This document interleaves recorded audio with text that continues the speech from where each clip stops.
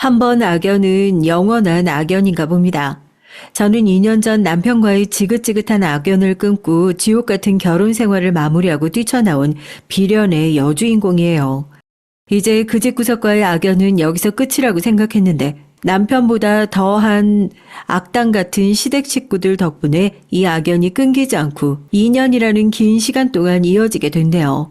참 기가 막힐 노릇이지만 이번 기회를 통해 다시는 끊기지 않을 것 같았던 이 인연을 제대로 단칼에 베어버리게 되었거든요. 저도 지긋지긋했던 시간이었던 만큼 그동안 고생했던 얘기를 어디다가 속 편하게 털어놓고 나면 마음이 배로 홀가분해지지 않을까 해서 이렇게 톡톡 사연을 찾아오게 됐습니다. 톡톡 사연을 들으시는 분들 중에서는 결혼을 하신 분들이 많으시려나요? 안 하신 분들이 많으시려나요? 아마 결혼이나 시댁에 대한 얘기가 많이 올라오고 이런 얘기들에 공감하시는 분들이 많은 것으로 미뤄봤을 때 미혼자보다는 기혼자의 비율이 조금 높은 편이겠죠. 그렇다면 제 사연을 듣고 계시는 기혼 구독자 여러분들에게 한번 여쭤보고 싶어요. 여러분은 혹시 결혼을 하신 걸 후회한 순간이 단 한 번도 없으신가요?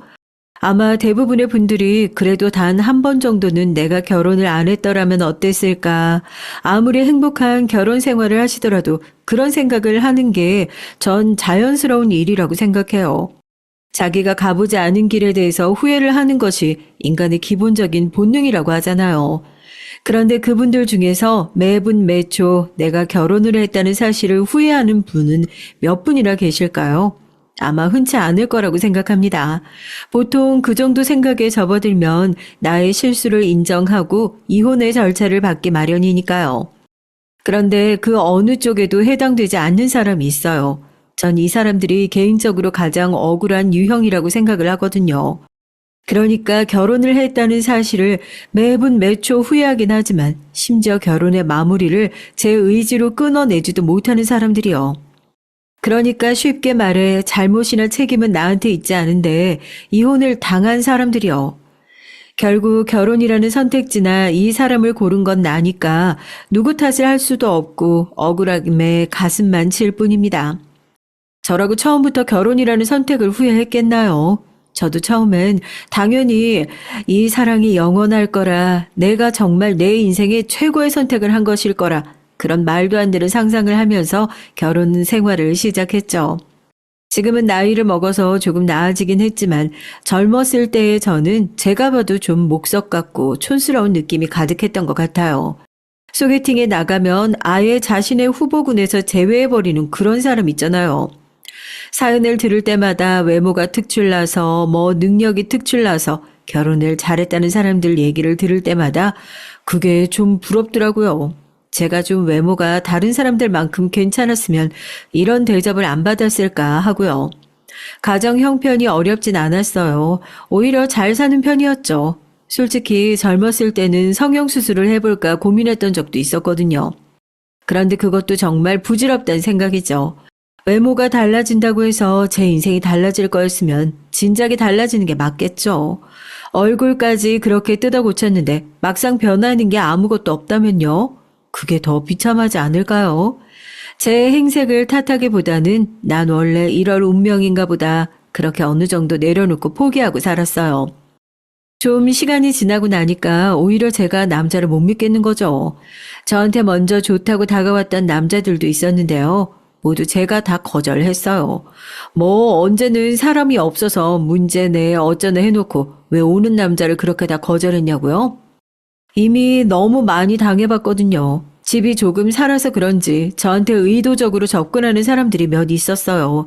하나같이 레파토리도 얼마나 똑같은지 사귄 지 얼마 되지 않아서 갑자기 자기 사는 얘기를 막 늘어놓는 겁니다. 자기가 얼마나 어려운 집에서 자라왔고 또 부모님이 지금 무슨 사정에 있어서 자기가 너무 어렵게 살고 있고 근데 지금 또 이런 문제가 생겼고 늘 이런 식인 거예요. 그러면 전 그래요. 저랑 지금 만나고 있는 사람인데 어려운 사정을 마냥 외면할 수 없는 노릇이잖아요. 저도 집안 사정이 여유로운 거지 제가 여유로운 건 아니었으니까 그럼 너 나중에 사정 괜찮아지면 그때는 꼭 돌려줘라. 그때는 꼭 갚아줘라 하고 돈을 빌려준 적도 많았어요.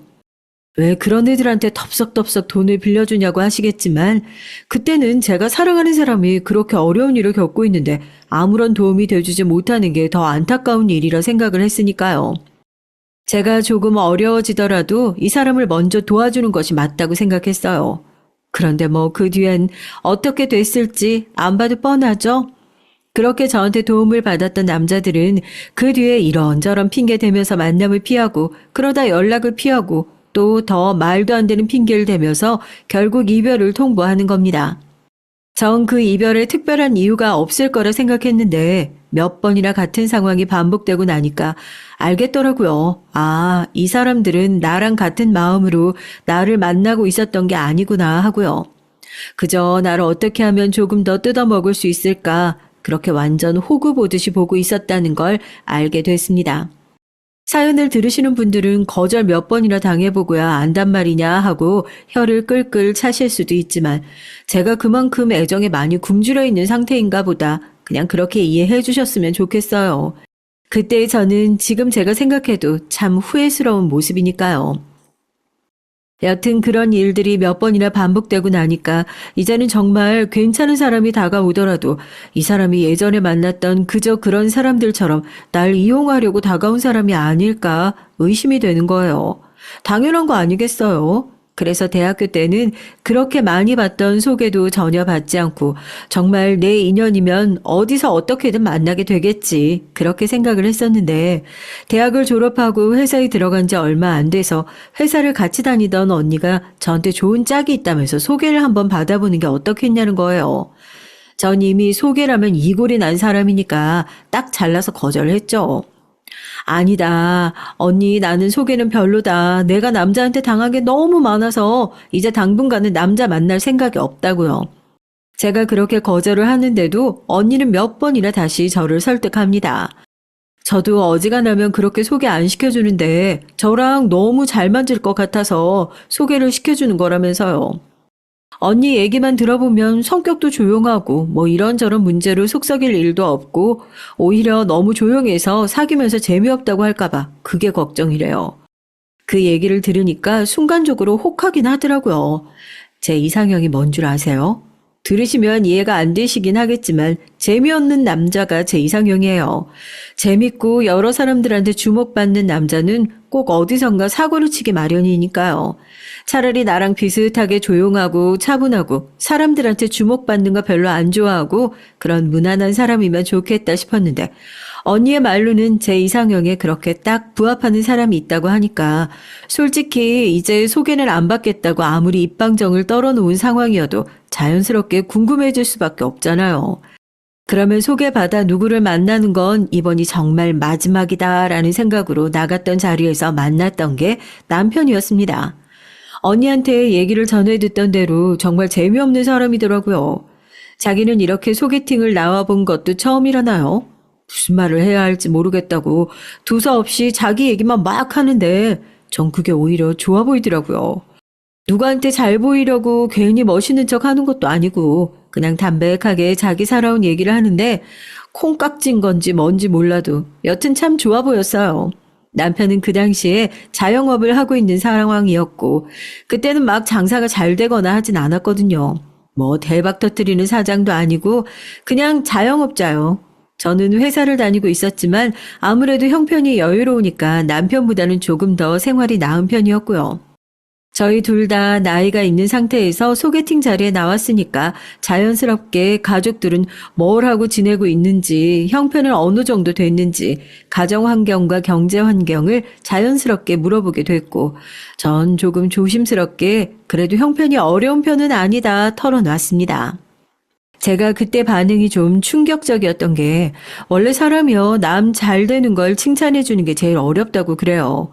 원래 사람들이 다 가지고 있는 게 질투의 감정이니까 아무리 입으로는 축하하네 잘 됐네 하더라도 마음속으로는 그 사람을 깎아내리고 싶은 못된 마음이 깔려있는 법이거든요. 그런데 그 얘기를 하자마자 남편이 딱 하는 말이 그래요.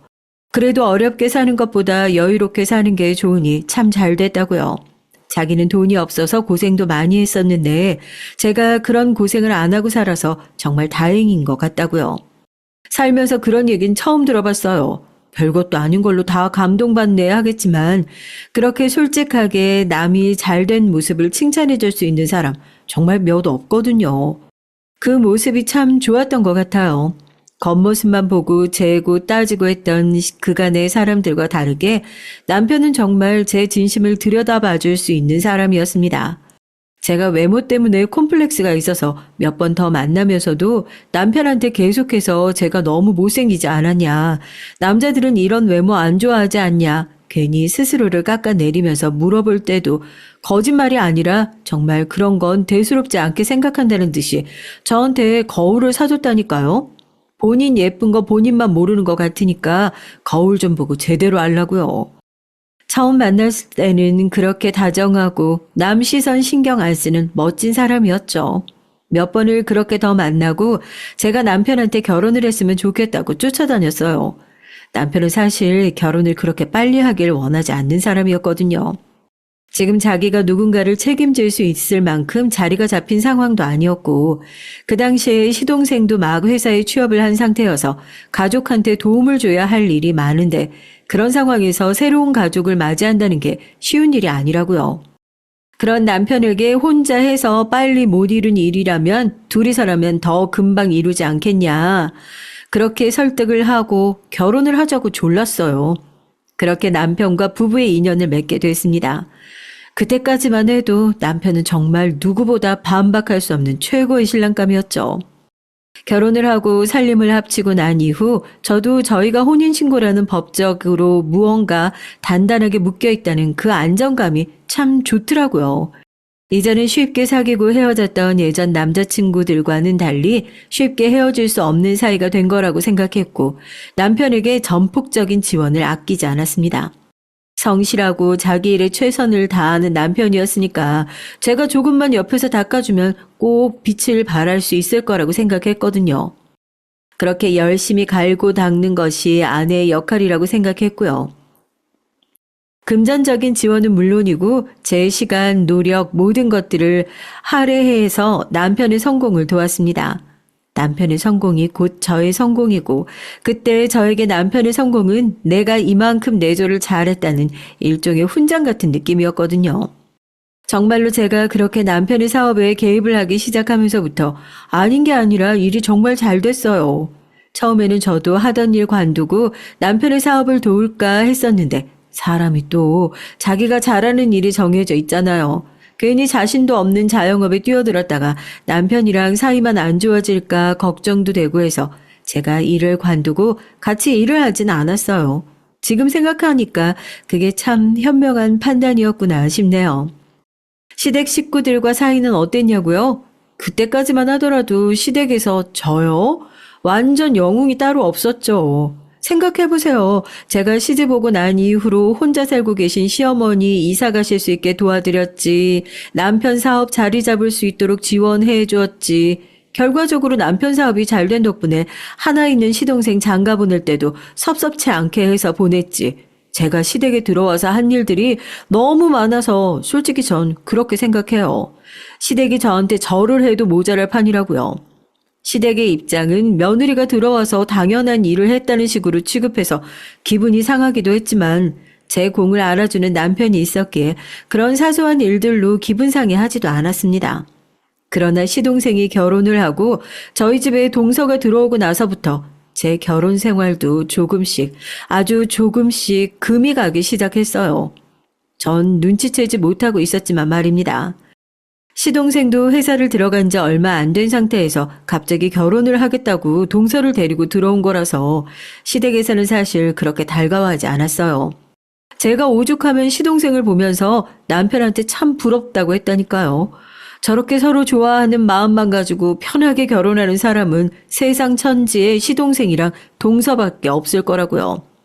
결혼식마저도 남편의 사업이 잘 되고 덕분에 지원을 해주지 못했다면 아마 할 수 없는 상황이었을 테니까요. 저희 동서는 저보다 3살 아래였는데요. 보험 판매를 하다가 시동생과 만났다고 하더라고요. 아무래도 영업직에서 종사하다 보니까 성격도 쾌활하고 인정하고 싶진 않지만 저랑 다르게 키도 늘씬하고 외모도 준수해서 솔직히 마음속으로 열등감을 느꼈던 순간들도 있거든요. 제 결혼식 사진은 결혼을 한 이후에 잘 나왔는지 한번 펼쳐보고 난 이후엔 다시 떠들러 보지도 않는 그런 애물단지 취급을 받았지만 처음에 동서를 못마땅해 하던 시댁도 결혼식 때 둘째가 참 예뻤는데 하면서 종종 생각이 난다면서 동서의 결혼 앨범은 한 번씩 열어서 보시곤 하시더라고요. 솔직히 같은 며느리 입장인데 한쪽만 그렇게 예뻐하는 느낌이 들면 저도 서운한 마음 들죠. 더군다나 동서 성격이 워낙 쾌활하고 친화력이 좋으니까 저희 남편도 아주버님 하면서 어찌나 살갑게 굴던지 어쩔 때는 식구인 걸 뻔히 알고 있는데도 둘이 그렇게 붙어서 대화하고 있는 모습 보면 묘한 질투심이 피어오를 정도였으니까요. 괜히 이런 일로 열등감 가지지 말자고 손윗사람이 돼서 이런 일을 가지고 속 좁게 끌면 안 되는 거라고 몇 번이나 혼자서 마음을 다잡기도 했습니다. 동서가 시집을 온 지 한 1년쯤 됐을까요? 그때가 저희 남편 사업이 제일 잘 되고 있던 시기였거든요. 의류 쪽이었는데 그때 해외 쪽으로 거래처를 뚫으면서 사업이 막 폭발적으로 성장을 하고 있을 시기였어요. 남편의 사업이 날개에 놓친 듯 잘 나가고 있는 것과 달리 동서는 그때 회사가 좀 어려움을 겪고 있었거든요. 영업직이라는 게 원래 잘 되는 사람만 잘 되고 나머지 사람들은 손가락을 빠는 구조이긴 하지만 이렇게 하다가는 살림에 보태도 안 되겠다 하면서 동서가 하던 일을 정리하게 됐습니다. 아주버님 요즘 회사 잘 되고 한참 바쁘시다고 들었는데 제가 가서 도울 일 없을까요? 저 정말 남들 월급 받는 만큼만 일하고 남들보다 몇 배로 열심히 일할 자신 있는데 아시잖아요. 저희 아파트 전세금 갚으려면 둘이서 지금 합심해서 열심히 노를 저어도 모자랄 판인데 제가 이렇게 갑자기 직장을 그만두게 되면 이 사람도 얼마나 힘들겠어요. 그동안 동서가 벌어온 돈도 살림살이에 큰 보탬이 되지 않았던 걸로 알고 있는데 뜬금없이 직장을 그만둔 지 얼마 안 돼서 저희 남편에게 회사에 남는 자리가 있냐며 있으면 자기가 일을 좀 할 수 있게 자리를 내달라고 하더라고요. 그것도 좀 기분이 그랬어요. 아무리 그래도 제가 뻔히 있는데 남편의 영업장이라고 하지만 저한테 형님 이래저래 해서 아주버님 회사에 자리 좀 있는지 물어볼 수 있는 거 아닌가요? 제 입장에서는 기분이 상할 수도 있는 일인데 남편은 그런 저를 오히려 설득하더라고요. 동서가 사교성도 좋고 일이랑 잘 맞을 것 같다나요? 좋은 게 좋은 거라고 지금 직장도 못 다니고 저러고 있는데 가족된 입장으로 일자리가 없는 것도 아니고 무시하는 것도 도리는 아니잖아. 내가 동생 보기 민망해서 그래. 당신이 좀 이해해주면 안 될까? 당신도 얘기 들었잖아. 전세금 갚으려면 둘이 벌어서는 택도 없다고. 내가 어디 재수씨 챙기려고 그러는 거냐? 그냥 그렇게 잘 안 되면 내 동생이 고생하잖아. 내 식구 감싸자고 하는 일이지. 난 당신 식구가 그런 상황이 있었다고 해도 똑같이 할 거야. 그러니까 너무 안 좋게 생각 말고 이번엔 당신이 좀 양보를 해줘. 가족 일이라면 나서서 챙기는 것을 좋아하는 남편이었고 평소에 저한테 얼마나 잘하는지 제가 너무나 잘 알고 있었으니까 별다른 생각 없이 그냥 그러려니 하고 제가 한 발 뒤로 뺀 게 그게 제가 제 무덤을 판 일이라는 것을 그때는 몰랐습니다. 남편이 그렇게까지 얘기하는데 제가 거기서 어떻게 더 반대를 할 수가 있나요? 자기 동생 챙긴다는데 제 식구여도 똑같이 하겠다는데요. 그렇게 동서는 남편의 회사에서 일을 하게 됐어요. 일을 시작하고 난 이후로 동서에 대한 남편의 칭찬이 끊이지가 않았고요. 솔직히 기분이 상하지 않았다면 거짓말이죠. 입만 열면 동서 칭찬을 하는데 듣기 좋은 소리도 몇 번 듣고 나면 짜증나는 법이잖아요. 어디 가족 행사에 가서도 동서가 요즘 일을 너무 잘해서 본인이 든든하다느니 회사에 이렇게 밝은 사람이 들어와서 분위기가 달라졌다느니 그렇게 사람들 앞에서 동서를 죽여 세우질 않나.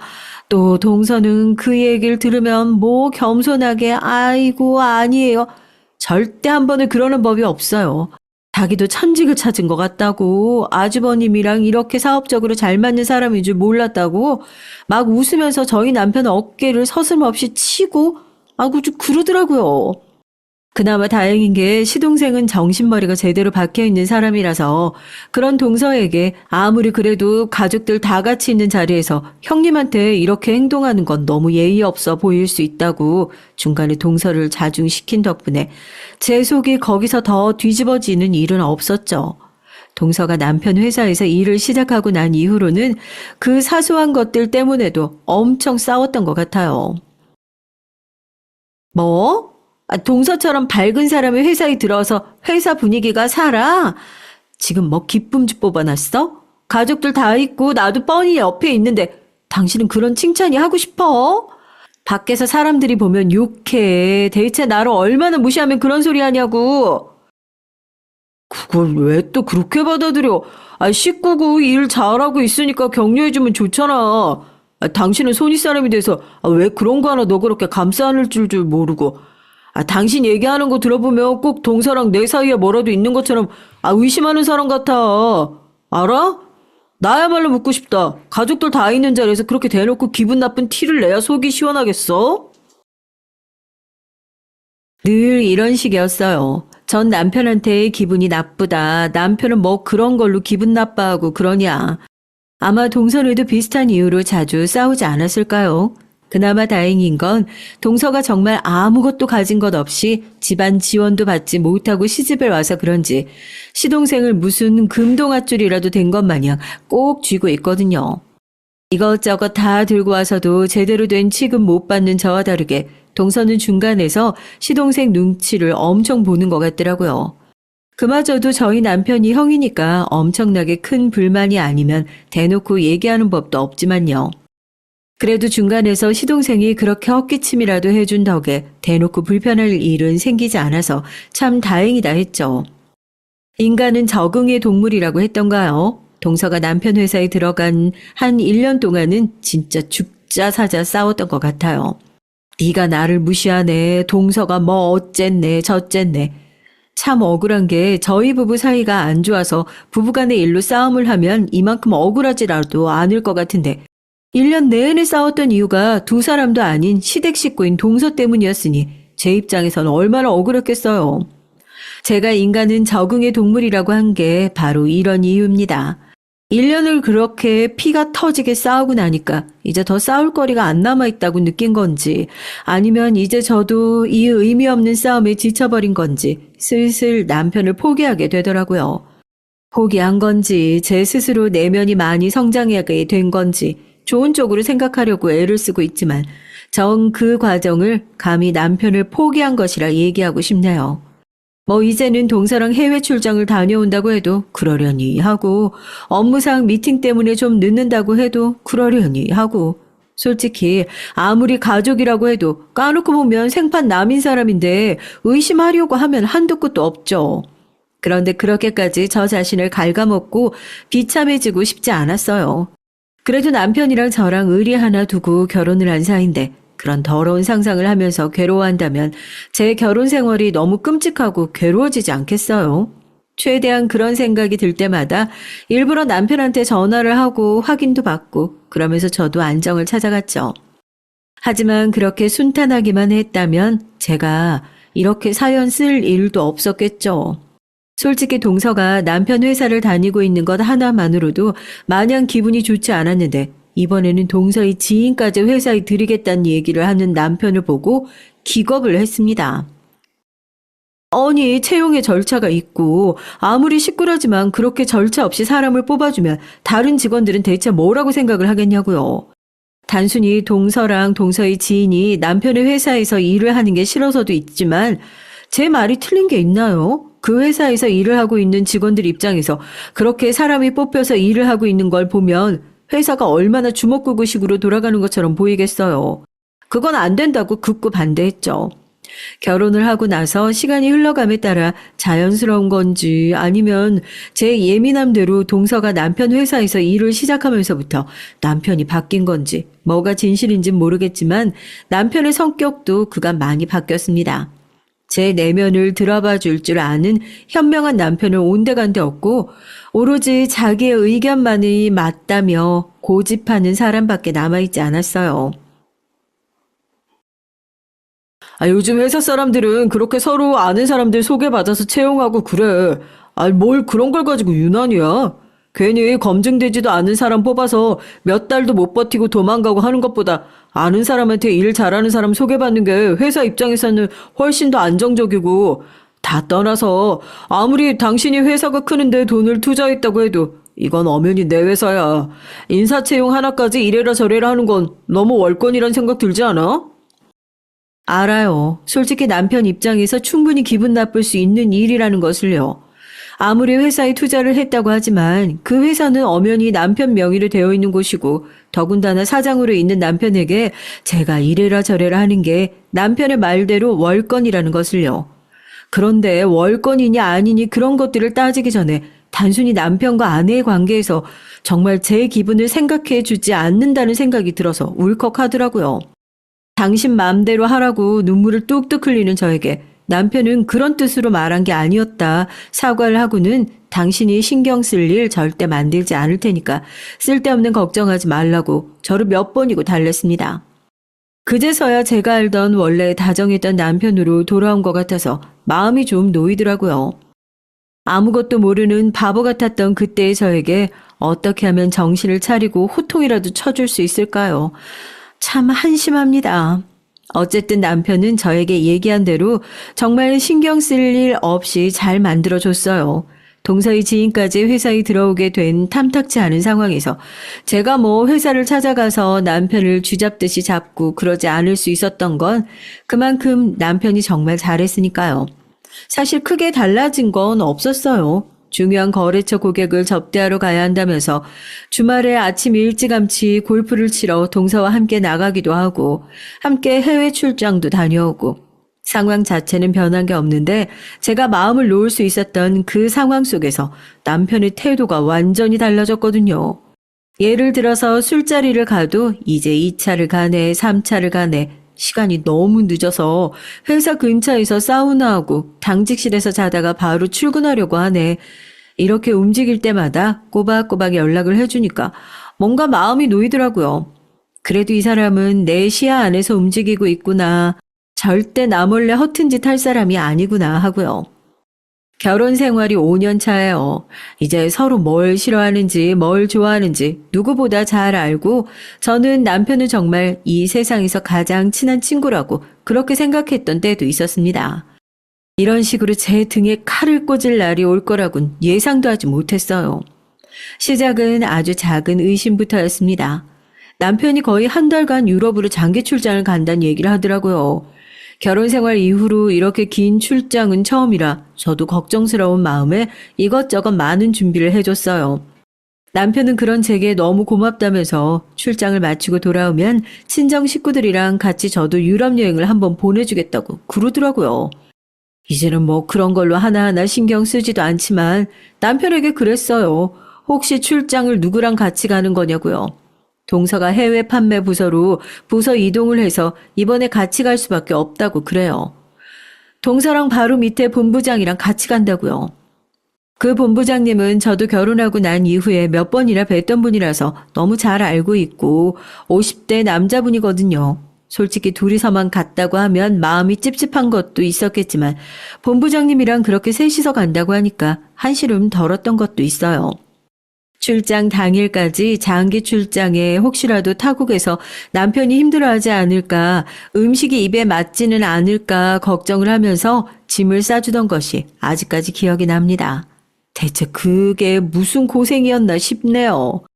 남편은 조심히 잘 다녀오겠다면서 저한테 고맙다고 인사를 해줬고 그렇게 출장을 떠났습니다. 그때는 그래도 가족끼리 일을 하면서 잘 맞아서 다행이다. 다른 사람들은 장기 출장 보내놓으면 불안한 것도 있다던데 전 가족끼리 보내놓은 거라 한시름 덜었다 이렇게 생각을 했어요. 시차가 있었지만 매일같이 남편에게 보고가 가까운 수준으로 연락이 왔고요. 뭘 먹는지 어디를 갔는지 상세하게 공유를 해준 덕분에 저도 한국에서 제 일을 열심히 하면서 생활을 할 수 있었고요. 결혼을 한 이후로 남편과 이렇게 길게 떨어질 일이 없이 살아왔는데 저도 오랜만에 휴가를 얻는 기분이라고 해야 하나요?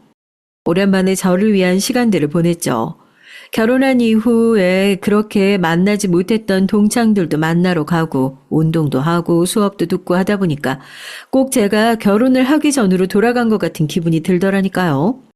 제가 워낙 집에만 콕 박혀서 생활을 했던 사람이라 남편도 잘 아니까 제가 오늘은 어디를 다녀왔네, 누구를 만났네 얘기를 하니 남편이 자기 없다고 너무 무리하는 거 아니냐면서 집에서 자꾸 쉬라는 식으로 얘기를 하더라고요. 걱정도 팔자다 싶었는데 그게 걱정이 아닌지 나중에서야 알게 됐습니다. 남편은 그냥 말 그대로 제가 원래 하던 대로 집안에 틀어박혀 있기를 간절히 바라고 있는 것이었어요. 그날은 고등학교 동창이었던 친구가 오랜만에 해외에서 들어와서 저녁을 먹자고 저를 불러낸 상황이었고 번화가의 레스토랑에서 오랜만에 친구와 와인을 한잔하면서 회포를 풀고 있었습니다. 제가 와인에는 좀 약해서 술이 알딸딸하게 올라와 있는데 누군가 사모님하고 반가운 목소리로 절 부르더라고요. 누군지 상상이 가시나요? 네, 맞습니다. 레스토랑에서 저 불렀던 사람은 지금 유럽에 가 있어야 맞는 남편과 같이 일을 하고 계셔야 할 회사의 본부장님이셨어요. 제가 너무 놀라서 와인잔을 떨어뜨리고 바닥에 시끄러운 소리를 내면서 와인잔이 산산조각이 나니까 다들 저에게 붙어서 왜 그러시냐, 괜찮으시냐 묻더라고요. 제가 떨리는 목소리로 본부장님에게 여쭤봤죠. 본부장님 출장 가신 거 아니었어요? 제가 착각을 했나 보네요.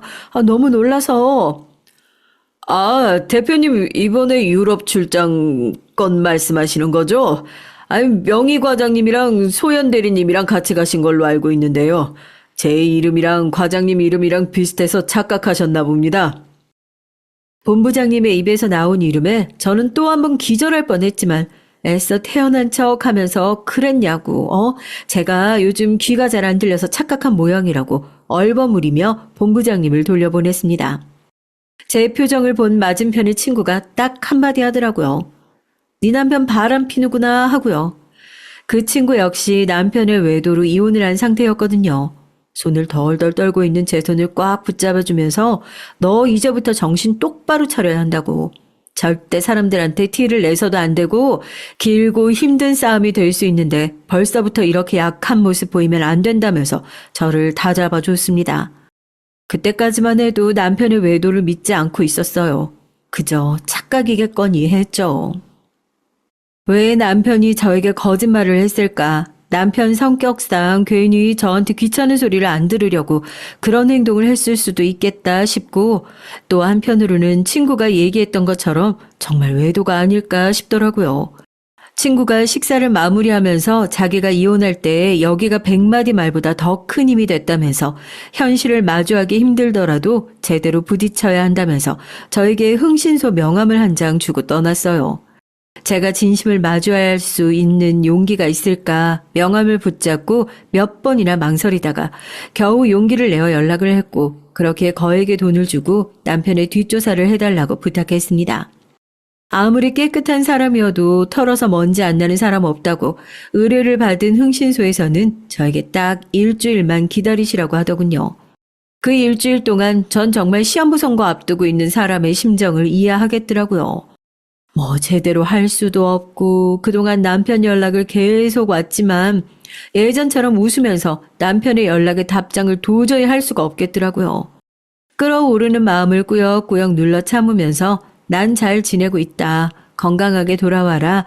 겨우 그렇게 문자나 하고 전화는 감기에 걸려서 몸이 안 좋다면서 최대한 피했던 것 같습니다. 제가 그 목소리를 들으면 정말로 화를 참지 못하고 내가 네 실체를 벗겨주려고 준비하고 있는 중이다. 막 시원하게 까발려버릴 것만 같았거든요. 그리고 일주일 후에 흥신소에서 연락이 왔어요. 최대한 마음의 평정심을 유지하려고 했지만 흥신소에서 저에게 건네준 사진과 녹음 파일들을 본 순간 억장이 무너져 내리더군요. 내가 그동안 어떤 사람과 살고 있었던 건지 배신감에 치가 떨리더라고요. 5년이 넘는 결혼 생활의 대가가 이렇게 파렴치한 남편의 실체라니 믿을 수가 없었습니다. 제가 그 사진을 벅벅 찢으면서 아니라고 이럴 리 없다고 오열을 하니까 흥신소 사장님이 그러시더라고요. 남편도 남편이지만 이 동서라는 사람이 아주 악랄한 인간이라고요. 흥신소에서 몇 년간의 일을 추적하면서 저는 충격적인 사실을 알게 됐습니다. 남편의 외도 상대가 다름 아닌 동서가 일자리를 소개시켜준 친한 동생이었다는 것을요. 그러니까 지난 몇 년간 저희 동서는 제 남편이 바람을 피는 사실을 뻔히 알고 있었던 것으로 모자라서 아예 본인이 바람을 필 수 있도록 판을 깔아준 주동자였다는 걸 알게 된 거죠. 이번 출장 남편 동서가 소개시켜준 동생, 회사 직원이 아닌 다른 남자 이렇게 4명이서 다녀온 거라고요. 늘 저를 건너뛰고 남편과 얘기를 하는 동서의 모습을 안입 곱게 바라보긴 했지만 설마 이 정도로 저를 가지고 놀고 있을 줄은 몰랐어요. 그들 눈에 저는 어떻게 보였을까요? 뻔히 눈앞에서 바람을 피고 있는데도 그저 본인한테 조금만 잘해주면 좋다고 웃는 그런 호구처럼 보였겠죠. 너무 화가 나니까 이제는 눈물도 나지 않더라고요.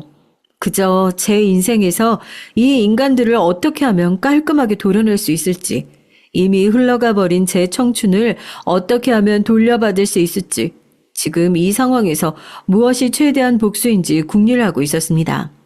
우선 제가 뒤통수를 맞은 거에 비하면 너무 작은 보답이긴 하지만 남편이 출장에서 돌아오기 전까지 이혼과 관련된 모든 것을 마무리해야겠다는 생각으로 저도 칼을 갈고 준비를 했어요. 그 사이에 이혼 전문 변호사를 만나고 지금 남편의 규칙 사유로 인해 저희가 이혼하게 되면 제가 받게 될 위자료, 그리고 결혼을 할 때 제가 이 집에 준 재산을 돌려받을 수 있는지 이런 것들을 면밀하게 따져보기 시작했습니다.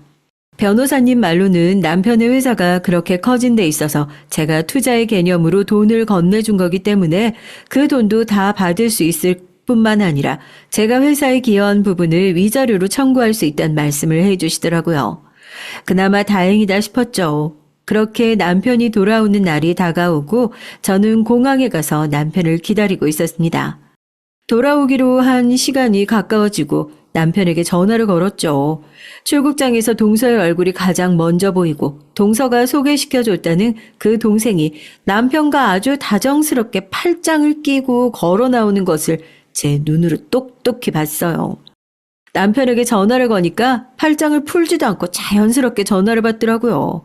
이제 공항에 도착했다고 금방 집으로 갈 테니까 기다리라면서 수화기에 대고 가증스럽게 입술을 쪽쪽거리는데 정말 그 뻔뻔한 얼굴 가죽을 벗겨내버리고 싶다는 생각에 속이 끓더라고요. 그러냐고 아주 얼굴 좋아 보인다고 하니까 본인도 깜짝 놀랐는지 그 자리에 우뚝 서서 주위를 막 두리번거려요. 제가 정말 한치 앞을 못 보고 살았구나. 이렇게 어설프게 바람을 피우고 있는 남편도 알아보지 못할 정도로 무지했구나 싶어서 화가 다시 치밀어 올랐고 그 분노에 가득 차 있는 상태로 핸드폰을 손에 쥐고 남편에게 달려가 남편의 머리통을 세게 후려갈겼습니다. 악소리를 내면서 남편이 바닥에 나둥그러지고 막 도망치려고 하는 동서와 상간녀의 머리채를 잡아서 똑같이 바닥에 꿇어 앉혔어요. 평소에 운동 한 번 안 하고 살았던 저였는데 대체 그런 힘이 어디서 갑자기 솟았나 싶었다니까요. 이제 빼도 박도 못하는 상황이 되니까 남편은 그제서야 제 앞에서 무릎을 꿇고 앉아가지고 자기가 잠깐 실수했던 거라고, 정말 다시는 이런 일 없을 거라고 싹싹 빌었고, 저는 대답 대신에 이혼 소장을 남편의 얼굴에 획 하고 집어 던졌어요. 소장을 확인한 남편의 얼굴이 실시간으로 허옇게 질리는 게 아주 볼만하더라고요. 설마 제가 이혼 소송까지 미리 준비하고 있을 줄은 몰랐던 모양입니다. 똑똑히 들어, 이 한심한 것들아. 세상 제일 불쌍한 인간이 자기 것이 아닌 것을 탐내는 인간이야. 이 똥차 넣어줄 테니까 이제 평생 이 인간 네가 물고 빨고 살아. 알겠어? 나중에 후회해서 네가 아무리 반품하려고 노력을 해봐도 네가 선택한 거니까 어쩔 수가 없어. 넌 이제 평생 이 남자 데리고 살아야 돼. 남의 것일 때 그렇게 좋아 보이던데 네가 가지고 나면 얼마나 볼품없고 쓸모없는지 너도 한번 똑똑히 당해보라고. 그리고 너 동서, 웃기지 마. 너 따위 인간한테 쓸 에너지 없어서 참고 있는 것뿐이니까 난 살았다 하고 안심하지 마. 알겠어? 제 앞에 무릎을 꿇고 앉아있는 세 사람을 보다가 분이 풀리지 않아서 동서의 뺨을 한 대 더 세차게 때렸습니다. 짝소리와 함께 동서의 고개가 확 돌아갔고 저는 그렇게 뒤도 돌아보지 않고 그 자리를 떴어요. 그 이후에는 너무나 간단했죠. 제가 미리 준비를 잘 해놓은 탓인지 아니면 우리의 인연이 그렇게 신락같이 남아있었던 탓인지 오히려 길었던 것 같은 결혼 생활이 이렇게 빨리 정리가 될 수 있다는 게 솔직히 좀 기가 차기도 했어요. 이혼 소송은 당연히 제 쪽으로 유리하게 마무리가 됐고요. 어떻게든지 제 꼬투리를 잡아보려는 시댁 식구들이 매일같이 연락이 왔지만 이 이후로 제 생활에 방해를 할 정도로 연락을 하면 바로 신고를 하겠다고 얘기를 하고 여기서 더 무너지고 싶지 않았던지 다들 조용히 물러나더라고요. 어마어마한 위자료로 제 지나간 세월이 감히 보상이 될까 싶다마는 그렇게 위자료도 챙겼고 그 상간녀 역시 민사소송까지 가게 되어 패소하고 상간녀에게까지 위자료를 받아낼 수 있었습니다. 그렇게 시댁과의 지긋한 인연이 이제 완전하게 끝났을 거라고 생각했어요. 이혼을 하고 나니까 그동안 제가 얼마나 바보같이 살았는지 알게 됐고 저도 이대로 무너질 수 없다 생각해서 제 사업을 준비하면서 그동안의 후회를 만회하는 시간들을 보냈습니다. 전 남편과 그렇게 갈라서게 된 지 지금 2년 가까이 됐는데 그 뒤로 남편의 소식은 다른 사람을 통해 종종 전해 듣곤 했어요. 저에게 거액의 위자료를 물어주고 또 회사에 연달아 안 좋은 문제들이 터지면서 사는 게 예전 같지 않고 많이 각박해졌다고요. 그 뒤로 상간녀와 살림을 합치려고 했지만 그렇게 빈털터리가 된 남편을 상간녀가 좋아할 일이 있겠어요. 자연스럽게 회사를 관두고 떨어져 나가고 지금은 동서만 그 회사에 남아서 일을 하고 있다고요. 못된 인간들끼리 머리 맞대서 잘 살아봐라. 이제 나는 내 인생 살란다 했는데 얼마 전에 연락이 왔어요. 다른 사람도 아니고 시동생한테요. 갑자기 뜬금없이 저에게 묻고 싶은 것이 있다면서 잠깐 만날 수 있냐 먼저 연락을 해왔습니다. 이제 시댁 식구들이라면 치가 떨리는데 자기 인생이 달린 문제라고 하면서 형님한테도 절대 말하지 않을 테니까 제발 만나서 얘기할 기회를 달라고 하더군요. 그렇게 오랜만에 시동생을 만나 이런저런 얘기를 나눴죠. 지금 무슨 얘기인지 궁금하시죠? 아마 이 내막을 알면 여러분들이 더 기가 차실 겁니다. 2년 동안 연락을 끊고 지냈던 시댁 식구들인데 시동생이랑 그렇게 만나고 난 이후로 뭐 제 눈에 더 잘 보이기라도 작정을 한 건지 싶더라고요. 그렇게 시동생이랑 얘기를 한 지 하루나 지났나요? 친구네 업장에서 일을 돕고 있는데 보험 판매 직원이 영업을 위해 가게 안으로 들어왔어요. 친구는 보험 가입 충분히 했다고 이제 안 할 거라고 판매원을 밀어냈고 어거지로 매장 안으로 밀고 들어온 판매원의 얼굴을 보자마자 전 어이가 없어서 헛웃음을 지었잖아요. 그 보험 판매원이 바로 2년 전에 제 인생에 똥물을 끼얹은 전 동서였거든요. 그 집구석에서 둘이 손잡고 계속 일할 줄 알았는데 거기서 영 벌이가 안 좋았나 봐. 다시 이렇게 보험 판매하고 돌아다니는 거 보면 그런데 동서는 이게 참 잘 어울려. 이렇게 없어 보이는 거. 이제야 자기한테 맞는 옷을 입은 것 같네. 너무 잘 어울려. 보기 좋아. 그러는 형님은 이혼하고 뭐 위자료 뜯어서 잘 사시는 줄 알았는데 그것도 글러먹었나 봐요. 이런 조그만한 남의 업장에서 일이나 도와주고 계신 걸 보면요. 형님 아직도 그렇게 꾸밀 줄도 모르고 구질구질하게 사시는 거예요? 그 꼴로 다니면 남자가 또 이혼 안 하고 배기겠냐고요. 분명히 바람 펴요. 그건 아세요, 형님? 제 말에 한마디도 물러서지 않고 비꼬면서 맞받아치는 동서에게 5년 너 오늘 잘 걸렸다 하는 심산으로 앞치마를 풀고 다가갔죠. 그리고 동서한테 그랬어요. 회사에서 왜 쫓겨났냐고요. 너도 바람 피는 거 걸린 거냐고요. 제 얘기에 동서가 비명을 지르면서 뒷걸음질을 치더라고요. 네, 맞아요. 저 이혼할 때 흥신소 다녀온 거 기억하시죠? 남편이랑 동서랑 동서가 소개시켜준 남편의 내연녀 말고 회사 직원이 아닌 남자 한 명 더 있다고 했잖아요. 그 사람이 바로 동서의 내연남이라는 사실도 알게 됐었거든요. 그러니까 그렇게 짝을 지어서 돌아다니면서 바람 피고 다녔던 거였죠. 얼마나 짐승 같은 인간들이에요. 이혼하고 나올 때 제 문제 챙기기 힘들어서 이거 가지고 동서를 엿먹일 생각을 전혀 하지 않았었는데 마침 딱 어제 시동생이 먼저 연락을 해서는 혹시 이 사람 바람 피는 거 관련해서 뭔가 알고 계시냐고 저한테 묻더라고요. 꼬리가 길면 잡힌다고 거기도 결국 걸린 모양이더라고요. 그래서 제가 어떻게 했냐고요?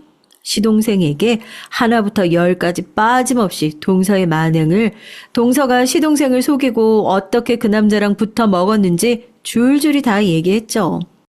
아마 제가 본인이 바람피고 있는 사실을 전혀 몰랐을 거라 생각했던 동서는 제 말에 그렇게 소스라치게 놀란 거였습니다. 내가 이 사실 나만 알고 있을 것 같니? 어제 네 남편 나랑 같이 있었던 거 몰라? 네 남편은 그러면 내가 아는 사실 모르고 있을까? 넌 어떨 것 같니?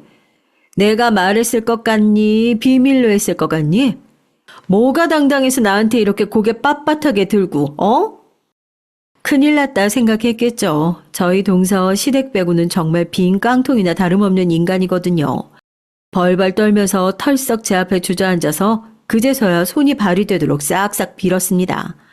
오히려 제가 남편에게 이혼을 통보했던 그날보다 더욱 말이죠. 자기가 이제 다 죽게 생겼으니까 저한테 비는 것만이 유일하게 살아남을 수 있는 방법이라 생각한 모양이에요. 사람이 이렇게 없어 보일 수가 있구나 싶었죠. 눈물을 줄줄 흘리면서 형님 자기가 다 잘못됐다고 원하는 게 있으면 말씀만 하셔라. 제가 뭐든지 다 할 테니까 한 번만 용서를 해달라고 이 난리법석을 떠는데 너무 같지 않고 기가 막혀서 말도 안 나와요.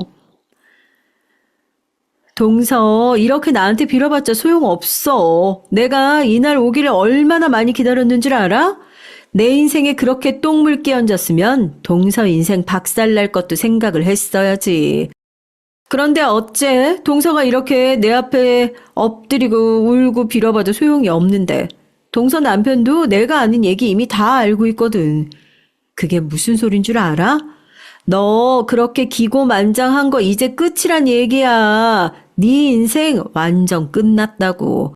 아무것도 없는 거지 같은 기집애 결혼해서 걷어먹여주니까 아주 기고만장해져서는 이제 네가 뭐 사모님이라도 된 것 같고 그래?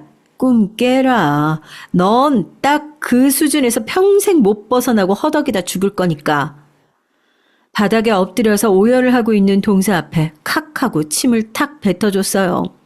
제 얘기에 소스라치게 놀란 동서가 황급하게 시동생에게 전화를 거는 것 같았지만 그걸 받을 턱이 있겠어요. 끝까지 저를 붙들고 어디까지 하냐 더 이상 말하지 말아달라고 애원을 하는 동서의 목덜미를 잡아가지고 가게밭으로 집어 던지고 나서 한바탕 소란도 끝날 수 있었네요. 제가 흥신소에서 받아왔던 사진이며 블랙박스 영상이며 녹취며 모든 증거 자료를 시동생에게 다 전달을 했으니 아마 그쪽의 이혼도 수월하게 끝날 것 같습니다. 시동생은 제 전 남편을 증오하면서 형제라는 이름으로 묶여있지만 않았어도 당장 찔러 죽여도 시원찮을 인간이라고 욕을 하더라고요. 아마 가족한테도 그렇게 버림받았으니 두 사람의 말년은 쓸쓸하게 그지없지 않을까 그렇게 기대를 해봅니다. 이혼 2년 후 다시 만난 시댁 식구들과의 인연으로 또 다시 한번 아픔을 겪나 했었지만 역시 권선징악은 살아있는 모양이에요. 이렇게 또 한번 시원하게 그때 하지 못했던 동서에게 복수를 마무리할 수 있어서 참 다행이다 싶어요. 이런 속 시원한 사연을 톡톡 사연에 공유할 수 있어서 더욱 다행이고요. 앞으로 순차적으로 망할 그 인간들의 인생인데 더 내리막길로 떨어지고 나면 한 번 더 사연을 보내러 오겠습니다. 안녕하세요. 저는 올해 70이 간 넘은 할머니입니다.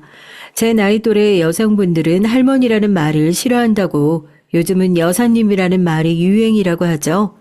하지만 저는 손자 손녀들이 너무 좋아서 그 애들한테 할머니라고 불리는 게 전혀 싫지 않답니다. 여러분들에게 제 가족을 좀 소개해 드릴까 해요. 전 몇 년 전에 남편을 먼저 하늘로 보냈고 슬아의 아들 둘에 막내딸 하나를 키워 다들 시집장가 잘 가서 일가를 이루고 잘 살고 있답니다. 손자도 첫째는 아들 둘, 둘째는 아들 하나, 딸 하나, 그리고 막내딸은 외손주로 딸 하나를 낳아서 잘들 키우고 살고 있고요. 제가 남편이 죽고 나서 혼자 살다 보니까 밤에 잠을 못 잘 때가 많거든요. 그래서 라디오를 틀어두고 자는 일이 많은데 우리 큰손자가 라디오보다 재밌는 유튜브 채널이 있다고 해서 유튜브라는 것을 다운받아 봤답니다. 그러다가 옛날에 듣던 라디오 극장 같은 이 톡톡사연 채널을 알게 돼서 매일 밤마다 즐겁게 듣다가 스르르 잠에 빠지곤 한답니다. 제가 이 채널을 좋아하는 이유는 각양각색의 사연들이 많아서이기도 한데요. 매일 다양한 사람들의 살아가는 얘기를 듣다 보니까 저에게도 얼마 전에 그런 막장 드라마 같은 일이 일어났다는 것이 생각이 나서 이렇게 사연을 보내게 됐어요. 70대 할머니 얘기라도 재미있을지 모르니까 끝까지 잘 들어주시기 바랍니다. 전 가난한 시골 농부의 둘째 딸로 태어났어요. 저희 부모님은 일제강점기부터 소작농으로 착취만 당하고 살아오셨죠. 그러다가 해방이 돼서 일본인 부자들이 다들 본국으로 도망간 후에 조그마한 땅을 가지게 되셨고 그 땅에서 농사를 짓고 사셨습니다. 그렇게 돈을 벌어 땅을 사고 하다 보니까 어느새 땅 부자가 되어 있었다는 거죠. 그러다 한참 대한민국이 개발될 때 제 부모님 땅에 일부 고속도로가 뚫리게 돼서 그 보상금을 받아서 전라도 나주 아시죠? 그 나주에서 알아주는 부자가 되셨다고 해요. 그래서 저는 고등학교도 나오고 나름 그 동네에서 부잣집 딸로서 청소년기를 보내게 됐습니다. 제가 어릴 때는 동네에 여고 나온 친구들이 3분의 1도 안 됐거든요. 그런데도 제 부모님은 제가 공부를 잘하는 게 보이니 고등학교까지 마치라면서 등록금과 육성회비도 내주셨습니다. 지금 생각하면 옛날 어른들 치고는 굉장히 깨어 계신 분들이었죠. 고등학교를 졸업하고 저는 광주 시내에서 직장 생활을 했어요. 작은 사무실에서 격리를 했는데 그러다가 동네에서 선이 들어와서 부모님이 선이나 보라고 했습니다. 전 주말에 고향으로 돌아와서 한번 선만 보기로 했는데 그 자리에서 남편을 만난 거죠.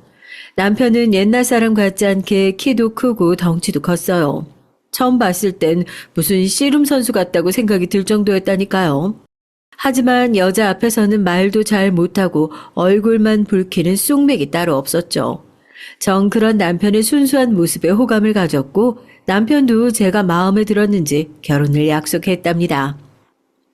저와 남편 둘 다 나주가 고향이어서 결혼식은 나주에서 하기로 했어요.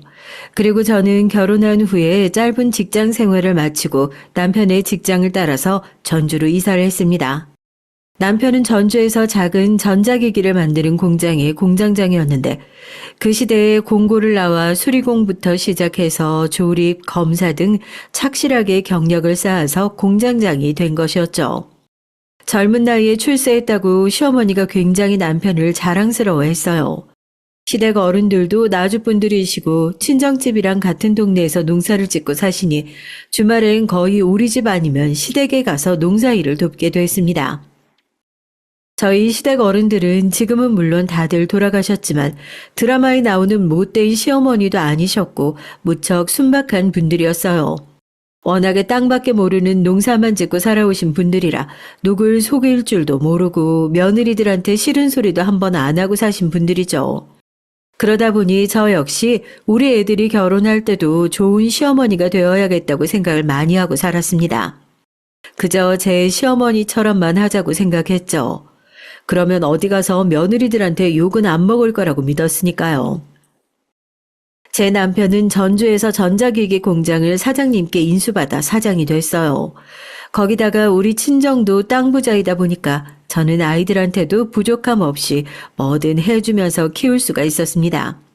그래서 그런지 장남인 우리 영준이는 공부는 잘했지만 조금 제멋대로인 아이가 되어버리고 말았어요. 어릴 적부터 욕심이 많아서 용돈도 먹을 것도 제 동생들보다 조금이라도 더 많이 받아야 했습니다. 처음에 장손이 장남이라고 저희 시부모님도 손자 영준이를 너무 오냐오냐 해주시곤 했죠.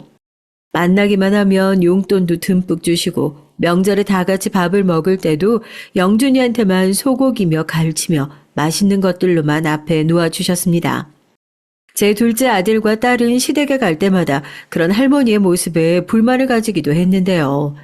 참 사람 좋으신 분들이긴 했지만 옛날 분들이라 그런지 장남에 대한 편애만큼은 어쩌실 수 없었던 것 같아요. 엄마, 할머니는 형만 좋아하시나 봐. 형한테만 용돈 10,000원 더 주고 나하고 영희한테는 딱 10,000원씩만 주셨단 말이야. 맞아. 요즘 같은 시대에 어떻게 아들, 딸, 장남 이런 걸로 차별 대우를 받아야 돼? 나 너무 억울해. 다 똑같은 손자, 손녀지. 나 이럴 땐 정말 할머니 싫어지려고 해. 그렇게 시댁에 갔다 오는 날엔 제 둘째 아들이랑 딸에게 어김없이 불평불만을 들어야만 했어요. 전 큰애 몰래 둘째와 딸에게 용돈을 더 주면서 할머니가 일부러 그러시는 건 아니라며 참으라고 다독거리곤 했습니다. 그 후로도 세월은 빨리도 흐르더군요. 장남 영준이는 서울에 있는 대학을 나오고 서울에 사는 여자친구를 만나더니 결혼 후에도 서울서 살더라고요. 큰아들이 결혼을 할 때 전 조금 서운하긴 했지만 제가 좀 마음에 안 들더라도 아들이 사랑하는 사람을 반대하는 것만큼은 하고 싶지 않았기에 그냥 시원하게 보내주었습니다. 사실 제 큰며느리는 처음 만났을 때부터 저와 마음이 맞지 않았어요. 첫인상은 참 예쁘고 얌전해 보였는데 처음부터 너무 거리낌 없이 저한테 엄마 하면서 반말을 하더라고요. 저는 좋게 생각해서 나한테 거리감을 느끼지 않으려고 애가 이러는가 보다 생각하기로 했습니다. 그런데 결혼해서 사돈에게 하는 걸 보니까 그냥 말투 자체가 제 부모님에게도 반말을 하더라고요. 결혼하고 큰아들 부부가 처음으로 집에 인사를 왔는데 차려주는 밥만 먹고 손님처럼 가만히 앉아있다가 가는 걸 보니까 큰며느리가 앞으로 맞이 노릇은 잘할까 걱정이 되더라고요. 전 사부인에게 걱정스러운 마음에 전화를 했습니다. 아유, 사부인 잘 지내셨죠? 아유, 그때 결혼식장에서 뵙고 처음 전화드리네요. 애들 신혼여행 잘 마치고 저희 집에 와서 저녁 잘 먹고 갔습니다. 아유, 그런데 우리 며느리가 맏며느리 노릇을 잘 할 수 있을까요? 아유, 저는 좀 걱정이 돼서요. 아이고, 감사합니다. 하루 잘 자고 갔다니 다행이네요. 아이, 그리고 우리 딸이 좀 부족한 점이 많아요. 막내딸로 자라나서 애가 천방지축 눈치가 없답니다. 아이고, 제가 다 죄송합니다. 아직도 저한테 반말하고 친구같이 지내죠. 그저 시어머님이 잘 가르쳐 주시고 사랑으로 품어주셨으면 좋겠네요. 내일은 애들 저희 집에도 좀 들르라고 말해뒀으니까 제가 우리 딸 만나면 잘하라고 이르겠습니다. 전화를 끊었는데도 여전히 찜찜한 마음을 떨칠 수가 없었어요. 사부인 역시 아무것도 아니라는 듯이 넘겼는데 제가 너무 속 좁게 생각하는 걸까요? 전 윗사람한테는 그에 맞는 대우를 해주고 받아야 한다고 생각했는데요. 제가 요즘 말로 꼰대였다는 걸까요? 그 후로 저는 차례차례 둘째 아들, 막내딸을 결혼시켰습니다. 둘째 아들은 저희 집에서 얼마나 떨어지지 않는 전주 시내에 살고 있고 딸은 광주로 시집을 갔어요. 그래서 마음만 먹으면 둘째나 셋째네 집에는 자주 갈 수 있었고 그렇게 내외하며 살지도 않았는데요. 큰아들 내외의 집에 갈 때만큼은 거리감이 느껴지더라고요. 서울서 사니까 거리감이 느껴지는 것뿐이 아니었습니다. 큰며느리는 제가 어쩌다 아들 집에 한번 가고 싶다고 말하면 그렇게 싫어하더라고요. 그리고 그 거북해하는 느낌은 큰며느리의 말투에서 다 드러나서 딱히 예의를 갖추고 말고 할 것도 없었어요. 예, 내가 내일 오랜만에 친구 만나서 서울에 올라가는데 혹시 너희 집에서 하룻밤 지냈다 내려가도 되니? 아, 엄마, 저 내일 약속 있어요. 저도 미룰 수 없는 약속이라 저녁 먹고 늦게 들어갈 텐데. 남편도 야근이라고 했고요. 그럼 그냥 제가 현관 비번 가르쳐 드릴 테니까 왔다 가시던지 마음대로 하세요. 엄마, 제가 집에 없어도 잘 있다 가실 거면 와도 돼요. 이런 식으로 말끝을 분명하지 않게 흐리면서 그 애는 제가 불편하다는 것을 숨기려고 하지도 않더군요. 며느리가 저렇게 말하는데 제가 마음이 불편해서 그 집에 갈 수 있겠습니까?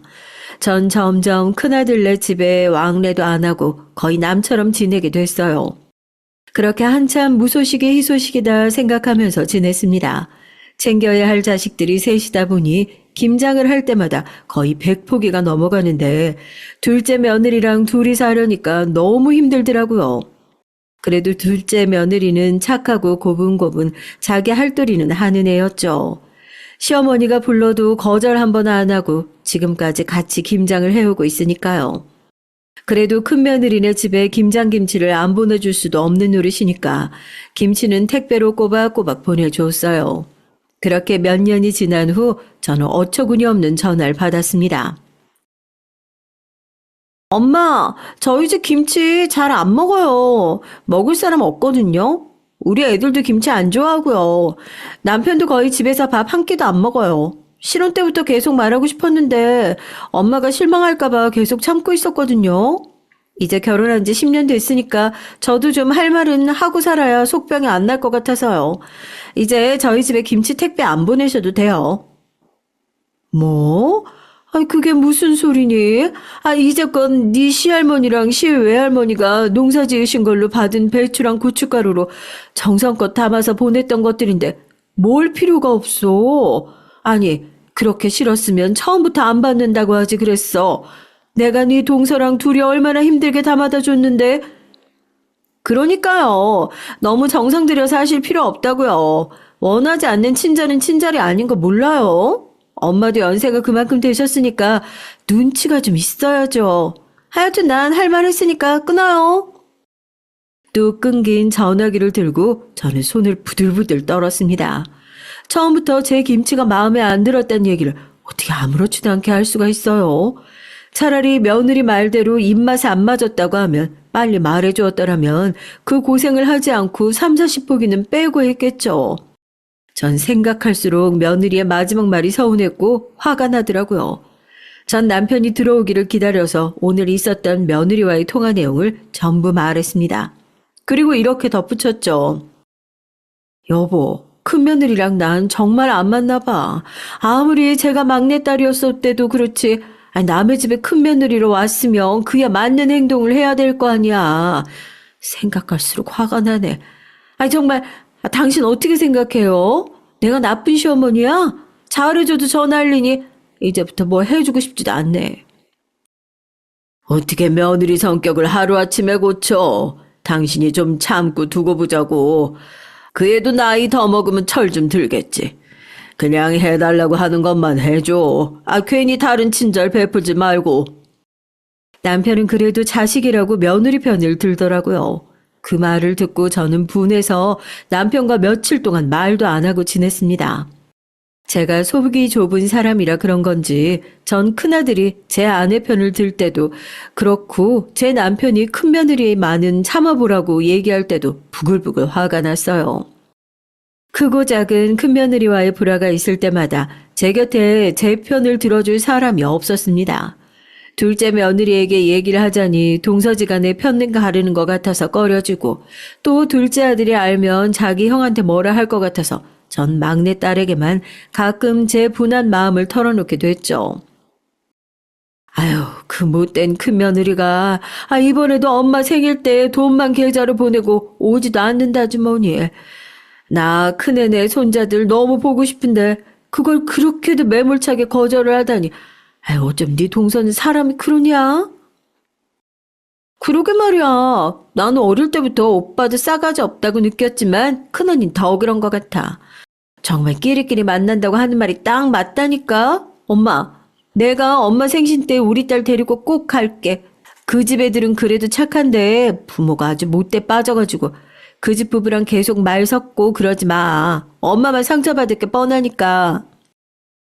그래도 네 큰오빠인데 어떻게 그래. 큰오빠는 괜찮어. 그래도 걔가 가끔 회사 근처서 밥도 사주고 그러는데 며느리가 문제지. 그동안 세월이 흘러서 큰아들 부부는 다니던 회사를 나와서 사업을 한다면서 그 당시 서울에서 유명했던 방탈출 카페라는 것을 하나 차렸습니다. 그때는 아직 남편이 살아있을 때였는데 장남이 대책 없이 퇴직을 해서 혼자 사업을 한다고 하니까 저희 부부 걱정이 안 될 수가 없잖아요. 그래서 아들을 불러서 물었습니다. 너 그 사업은 장래성이 좀 있긴 한 거야? 혹시 금방 망하고 뭐 그런 거 아니지? 사업체가 편의점도 아니고 처음에 잘 안 된다고 금방 말아먹고 그러면 안 된다. 알겠지? 이런 시기에는 무조건 버티는 사람이 이기는 거야. 알아요. 저도 다 알아보고 한 거고 오락실이나 PC방보다 방탈출 카페 같은 것이 요즘 젊은 세대 사이에서 엄청 유행이래요. 같이 동업할 사람도 구하고 있으니까 엄마 아버지는 걱정 안 하셔도 돼요. 그것보다 제가 퇴직금 2억만으로는 좀 부족해서 그런데 아버지 돌아가시면 받을 유산 좀 미리 당겨서 받을 수 없어요? 오늘 여기까지 온 게 그것 때문이구나. 내가 너한테만 미리 유산 증여하면 네 동생들이 뭐라고 생각하겠어. 받고 싶으면 네 동생들이랑 의논해서 허락받아가지고 와. 그래야 줄 수 있지. 아니면 난 못 준다. 그리고 그거 유행 지나면 어쩌려고 그래. 전 큰아들이 한다는 그 카페에 대해서는 아는 것이 하나도 없었고 남편은 걱정이 돼서 그런지 유산 증여를 쉽게 허락하지 않으려고 하더라고요. 전 그래도 장남이 손 모아가면서 부탁하는데 매몰차게 거절하긴 그래서 제가 따로 모아두었던 3천만 원이 들어있는 통장을 남편 몰래 큰아들에게 줬습니다. 큰아들은 저에게 우물쭈물 고맙다고 말하고는 그 돈을 넙죽 받아가지고 뒤도 안 돌아보고 서울로 달아나듯 가버리더라고요. 전 그런 큰아들의 뒷모습을 보면서 돈을 주고도 왠지 찜찜했어요. 그래도 부모 마음이란 게 어디 그렇습니까? 그저 자나깨나 자식들이 잘 되기만 바라고 있는 마음 아니겠어요? 그 카페라는 사업을 벌이고 나서부터 안 그래도 거의 시댁에 오지 않았던 큰아들과 며느리는 발길이 아예 더 뜸해졌어요. 그 와중에 둘째 아들이 아버지의 뒤를 잇겠다고 하면서 다니던 직장을 그만두고 제 남편이 운영하던 전자기기 공장에 새로 들어와서 일을 배우고 있었거든요. 장남보다 더 든든한 아들 노릇을 하는 둘째 아들에게 저는 더 마음이 가는 걸 어떻게 막을 수 없었습니다. 그런데다가 둘째 며느리가 성격도 더 무던하고요. 전 그 애들을 만날 때마다 이 애들이 오히려 장남 부부였다면 얼마나 좋았을까 하고 아쉬워하곤 했답니다. 다행히 큰아들의 방탈출 카페는 유행을 따라서인지 장사가 잘 된다고 하더라고요. 하지만 특히 주말에는 돈이 더 많이 벌리니까 큰아들은 일주일에 한 번 쉬는 날조차 제대로 없었어요. 그런 날들이 몇 년이 지나가고 나서 보니 큰아들은 눈에 띄게 눈 밑이 검게 변해서는 건강이 안 좋아지는 것 같았습니다. 하지만 반대로 큰며느리는 피부과 다니면서 주름 시술하고 성형까지 하면서 오히려 예전보다 더 젊어지고 예쁘게 변하는 게 느껴지더라고요. 우리 아들이 번 돈을 그 애가 병원비며 백화점 피부 시술 스파 그런 곳에 다 퍼주면서 사는 것 같았죠. 전 큰며느리의 그런 뻔뻔한 모습에 치가 떨렸습니다. 남편이 밖에서 고생을 하면 집에서 애들 잘 키우고 집안일이라도 잘하면 좋으련만 그 애는 그런 기본적인 것에도 관심이 없었으니까요. 가정주부인 큰며느리가 직장 다니는 둘째 며느리보다 더 바쁘면서 일주일에 2번 파출부를 부른다니 제 생각엔 이해가 안 되는 일이었습니다. 신혼 때부터 그다지 마음에 차지 않던 큰며느리는 세월이 지날수록 저와 맞지 않았고 점점 더 큰아들 부부에게 정이 떨어졌어요. 그런 와중에 공장에서 열심히 일하던 제 남편에게 사달이 생겼습니다.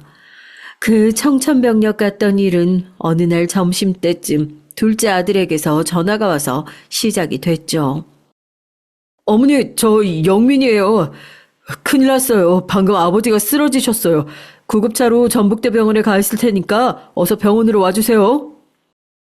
전 멍하니 아들의 전화를 듣기만 하고 있었어요.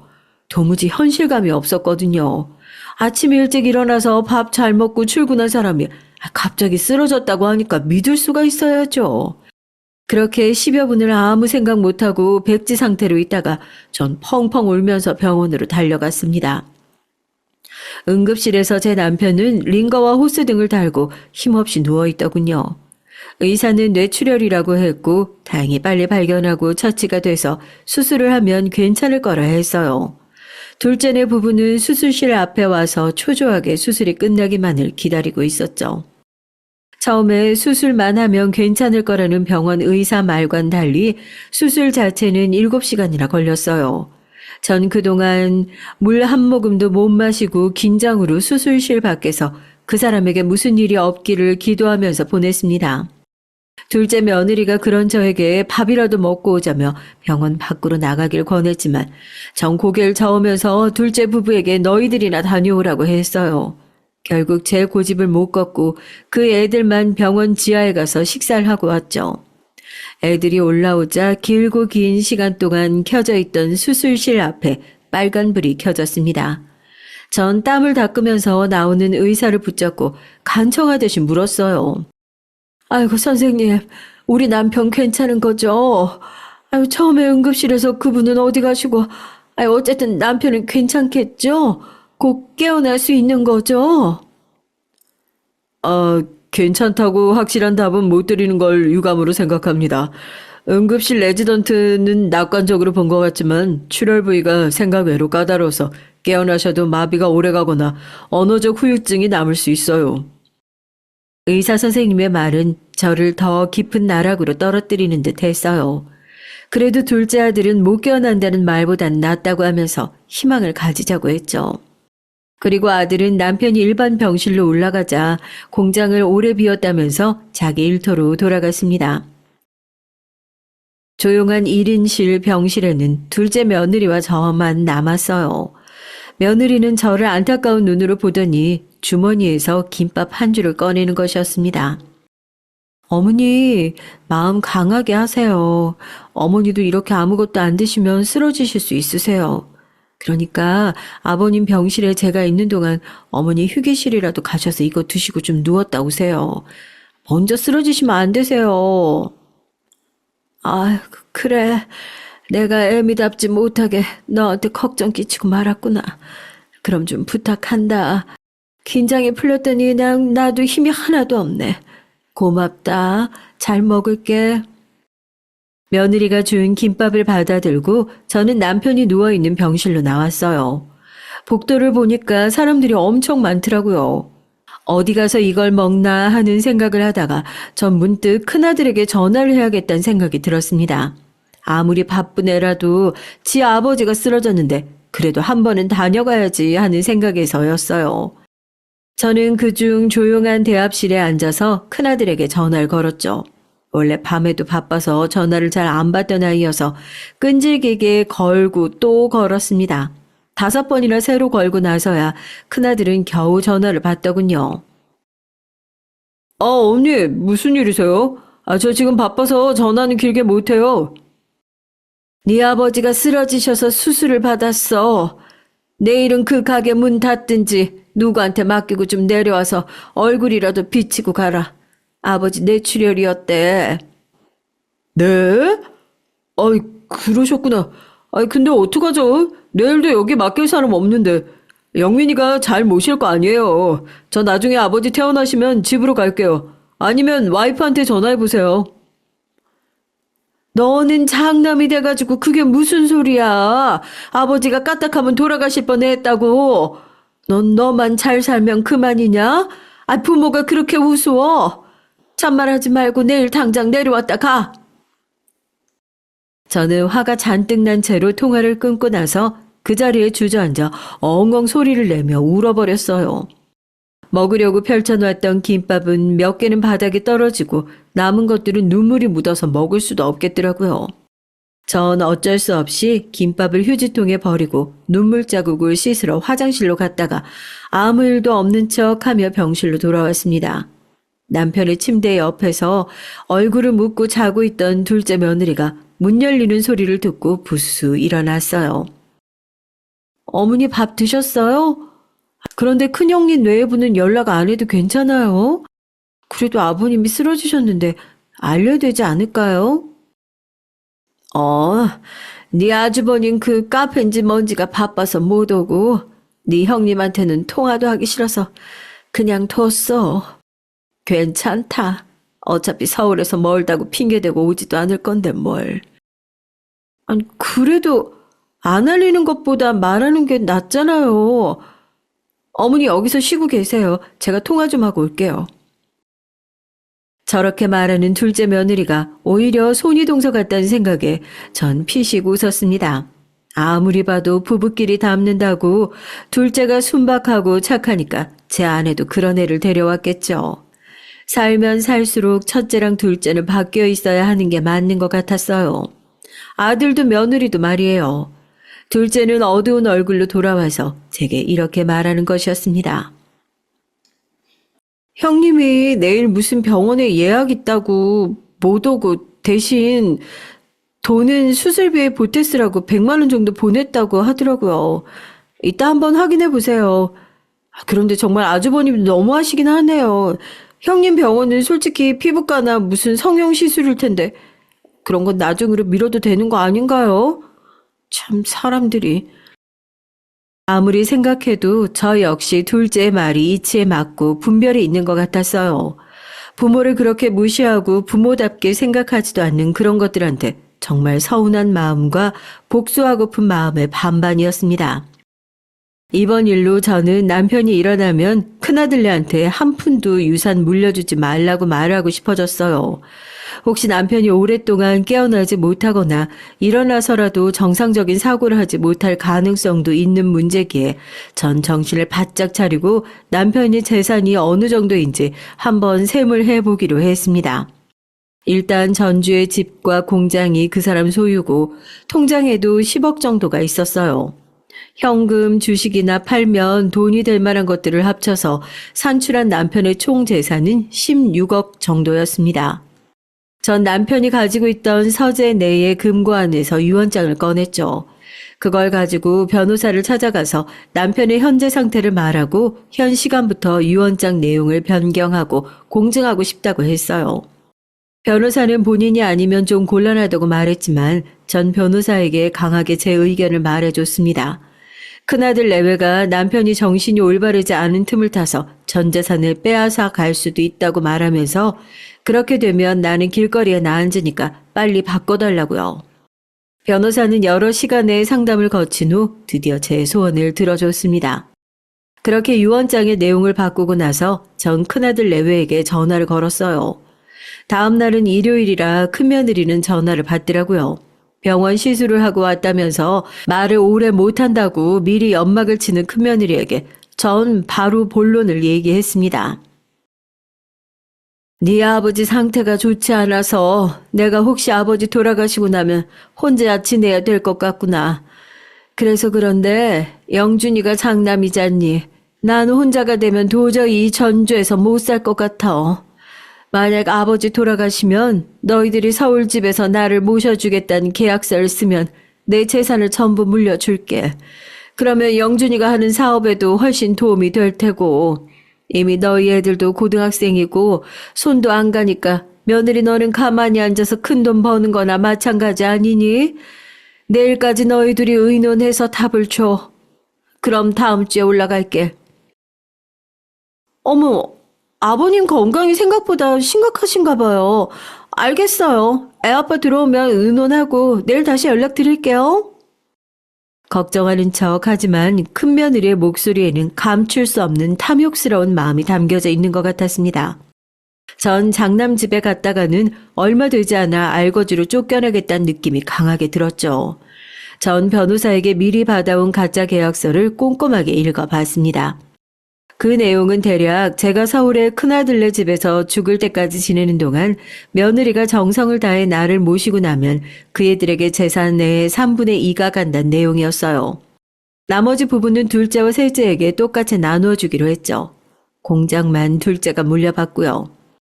전 그 애들이 얼마나 있다가 본색을 드러낼까 생각하니까 등골이 오싹하면서도 얼른 애들의 속마음을 알고 싶다는 생각도 동시에 들었죠. 제발 그 애들이 제가 생각하는 것만큼 막장 폐륜아는 아니길 빌고 또 빌었습니다. 병원에 돌아가니까 아직도 둘째 며느리가 성실하게 자리를 지키고 있더라고요. 전 며느리를 집에 돌려보낸 다음 집에서 미리 가져온 담요를 덮고 남편의 곁 간이 침대에서 잠을 청했습니다. 남편의 느린 숨소리는 하루 종일 긴장의 연속이었던 저에게 자장가처럼 들려와 전 오랜만에 라디오를 틀지 않아도 꿀잠을 잘 수가 있었어요. 다음날 전 둘째 며느리에게 오늘은 쉬라고 말한 뒤 딸을 불렀습니다. 딸은 걱정스러운 얼굴로 남편의 병실에 와서 링거를 주렁주렁 단 남편의 얼굴을 보자 눈물부터 흘렸어요. 전 딸에게 남편을 잘 부탁한다고 말한 후 병원 밖에서 큰며느리에게 전화를 걸었습니다. 어때? 어제 말한 건 애비랑 의논해 봤니? 내가 오늘 변호사 만나서 너희 아버지 유언장이랑 효도 계약서 가지고 출발하려고 하거든. 그러니까 서울 터미널로 나 좀 데리러 나와줘. 네, 영준 씨가 그런 일이라면 어머니 얼마든지 모시자고 얘기를 하더라고요. 몇 시쯤 버스로 도착하실 것 같으세요? 제가 차 가지고 갈게요. 지금 출발하면은 내가 오후 3시쯤에 도착할 것 같으니까 시간 맞춰서 나와 있으면 내가 전화하마. 알았지? 네, 알겠어요. 조심해서 오셔요, 엄마. 아버지가 쓰러지셔서 아직도 정신을 못 차리는 와중인데 큰며느리는 시아버지의 안부도 묻지도 않고 자기 할 말만 하는 것이 썩 마음에 들지 않았습니다. 어차피 그 애들이랑 아예 연을 끊기로 생각하고 만나러 가는 것이니까 차라리 속이 시원했죠. 이번 일로 장남 부부의 민낯을 알게 되면 국물 하나도 그 애들을 위해서 남겨주지 않으리라 결심했습니다. 전 전주터미널에서 가장 빨리 서울로 가는 버스를 탔어요. 서울 터미널에 도착하니 사람들은 많은데 며느리의 전화는 아직 없었죠. 정 가슴을 두근거리면서 며느리가 꼭 저를 데리러 오길 바랐지만 제가 아무리 전화를 하고 문자를 보내도 며느리에겐 답은 없었습니다. 3시에 터미널에 도착해서 저녁 6시가 되도록 결국 큰며느리는 오지 않았어요. 이런 결과를 머리로는 예상하고 있었지만 막상 당하고 보니까 슬프고 화가 나서 견딜 수가 없었습니다. 처음부터 내 말을 믿지 않은 것은 물론이고 며느리도 꼭 나올 것처럼 속이고 서울 지리도 잘 모르는 나를 엿먹이려고 이 시간까지 아무런 답도 없는 게 틀림없었어요. 전 결국 다시 전주로 가는 표를 사서 버스에 몸을 실었습니다. 저도 모르는 사이에 눈에서 눈물이 흘렀죠. 제 옆에 탄 10대로 보이는 학생이 저에게 괜찮으시냐고 조심스럽게 물었어요. 전 그 애가 걱정할까봐 얼른 눈물을 닦고 자는 척 했습니다. 다시 집으로 돌아오니까 맥이 탁 풀려서 저는 힘없이 소파에 누웠어요. 그래도 결말이 폐류는 아닐 거라고 믿었던 장남과 큰며느리에 대한 배신감에 온몸이 욱신거리고 아팠습니다. 밤이 돼서도 큰며느리에게서는 연락 한 통 없었어요. 전 도저히 그 애한테 먼저 연락을 하고 싶지 않아서 며칠간 한마디도 안 하고 끙끙 앓고 있었죠. 그래도 병원에 있는 남편을 돌보긴 해야 하니까 둘째 며느리와 딸과 번갈아 남편의 병상을 지켰습니다. 남편은 수술 후 일주일이 지났지만 아직 의식이 없었어요. 바이탈도 안정되고 숨도 잘 쉬고 있었지만 의식만은 깨어나지 않고 있었습니다. 뇌사 상태도 아닌데 이상한 일이라며 의사들은 이런 상태가 계속되면 진짜 뇌사로 갈 수도 있다고 청천벽력 같은 소리를 하는 것이었습니다. 둘째에게 의사의 말을 전했더니 걱정이 됐는지 좀 더 큰 서울의 병원으로 옮겨보자는 의견을 내놓았어요. 공장은 며칠간은 다른 사람에게 맡기고 서울에 큰 병원을 알아보고 아버지를 옮겨서 더 좋은 치료를 받게 하자고 했죠. 그러면서 둘째가 직접 형한테 전화를 해보겠다고 하더라고요. 전 며칠 전에 큰며느리와의 사건을 둘째 아들에게 조심스럽게 말했습니다. 뭐라고? 그런 일이 있었어요? 형 진짜 막장이네. 아버지 전북대병원 입원하신 동안에도 한 번도 안 오더니 정말 엄마한테도 그런 짓을 했다고? 형수님도 정말 너무한다. 내가 엄마 도와서 같이 복수해줄게. 됐다. 복수는 무슨. 이제 걔들이랑 인연 끊으려고. 도저히 내 속으로 낳은 자식 같지도 않아. 무슨 소리야. 그런 인간일수록 한 방 먹여서 정신을 차리게 해줘야지. 내가 엄마랑 같이 형네 집으로 갈 테니까 내일 아침에 제일 좋은 옷 꺼내 입고 집에서 기다리세요. 그리고 다음날 아침 둘째 아들은 검은 양복을 쫙 빼입고 어디서 났는지 5억짜리 외제차를 끌고 집으로 왔더라고요. 전 세상에 태어나서 그런 차를 처음 보는지라 눈이 휘둥그레졌습니다.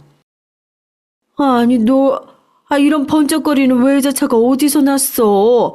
설마 너 이거 산 거 아니지?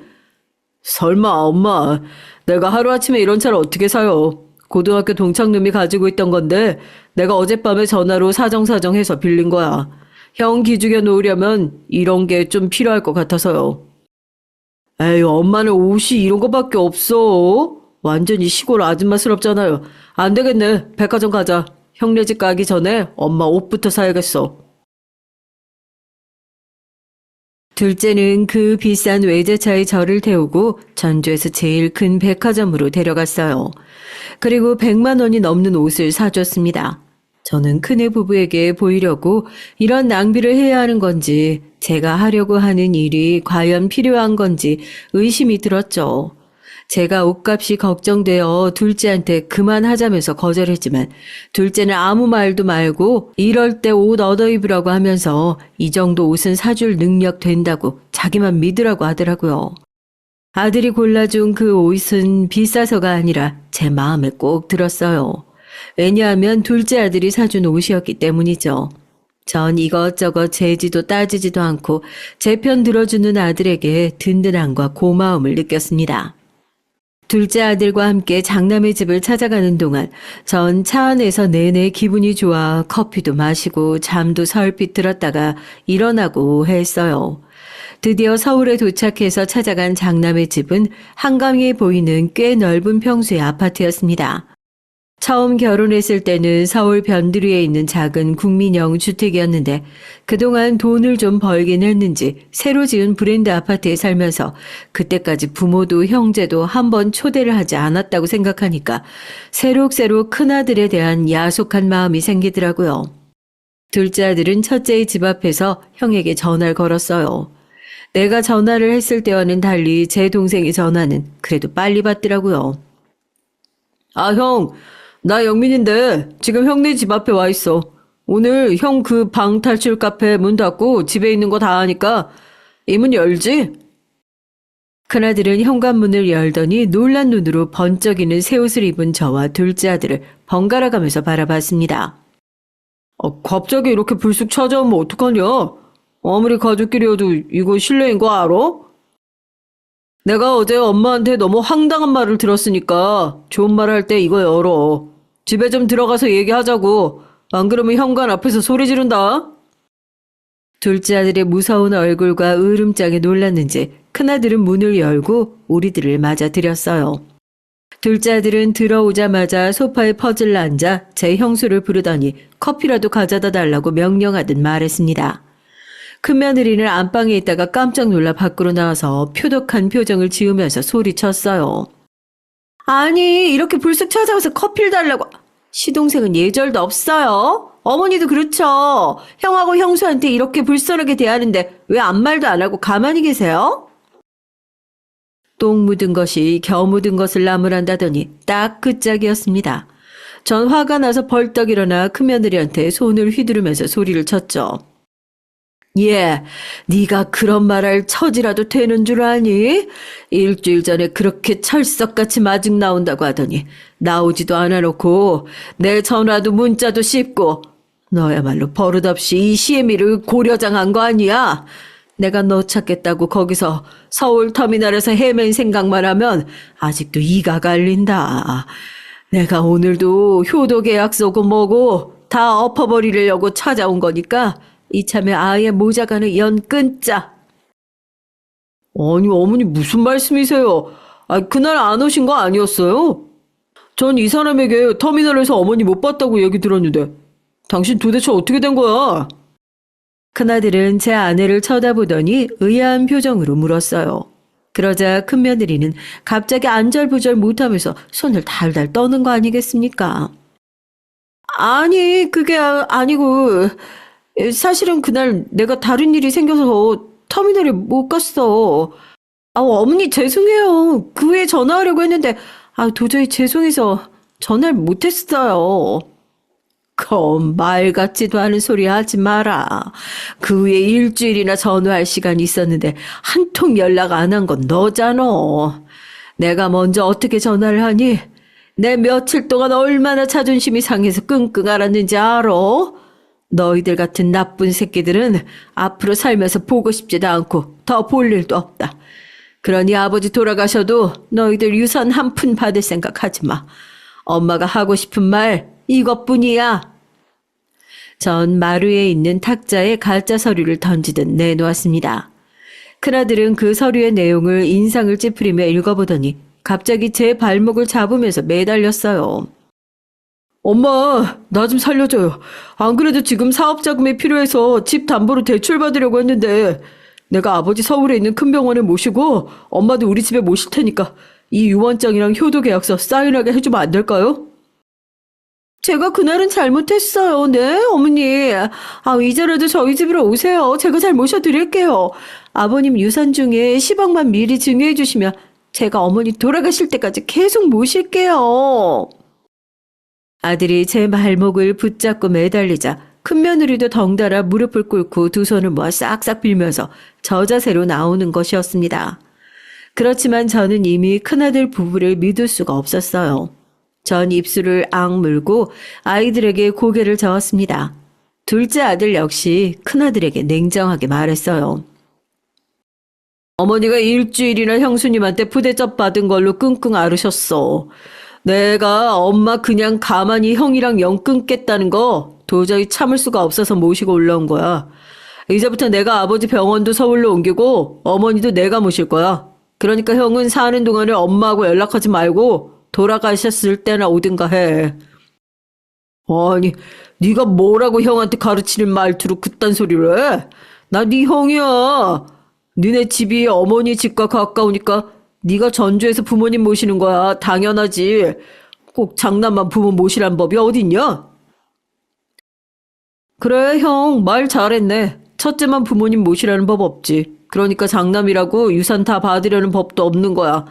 유산 받고 싶었으면 애초에 처음부터 잘했어야 되는 거 아니야? 형, 네가 처음부터 싸가지 없게 나왔으니까 엄마도 속이 상해서 이러는 거잖아. 부모가 얼마나 열이 받았으면 먼저 연을 끊자고 나오겠어. 나중에 큰 조카가 형네 부부 못 모시겠다고 하면 기분이 어떨지 형도 한번 생각해봐. 둘째 아들의 그 말을 끝으로 저는 큰애 부부의 눈앞에서 가짜 효도 계약서를 찢었습니다. 이제 더 이상 기회는 없는 거라는 저 나름대로의 의사 표현이었죠.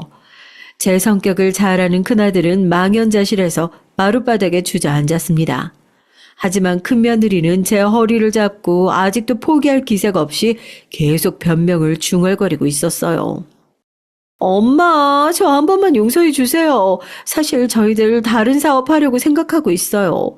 그 돈이 꼭 필요한 상황이란 말이죠. 네? 제가 아무리 잘못했어도 지금부터라도 잘하면 되잖아요. 그 기회라도 주셔야죠. 엄마가 너무 냉정하신 거 아닌가요? 됐다. 이제 버스 떠났어. 그럴 생각이었으면 그날 버스 터미널에 나왔어야지. 네가 급했던 그 일이 뭐였는지 모르겠지만 부모의 약속을 어기고 잠적할 만큼 중요한 일이었는지 네가 스스로 생각을 해봐. 저는 제 몸에 달라붙은 며느리를 거칠게 떼어냈어요. 그리고 둘째 아들의 손을 끌고 눈물을 흘리며 밖으로 나왔습니다. 저도 부모인지라 사업자금에 쪼들리는 그 애들이 가엾긴 했죠. 그리고 저 자신이 초라하게 느껴지는 것이었어요. 애초에 제가 큰며느리와 큰아들의 결혼을 나서서 강하게 반대했다면 이런 일이 없었을 것 같았습니다. 모든 게 제 잘못이었을까요? 여러분들의 의견은 어떠신가요?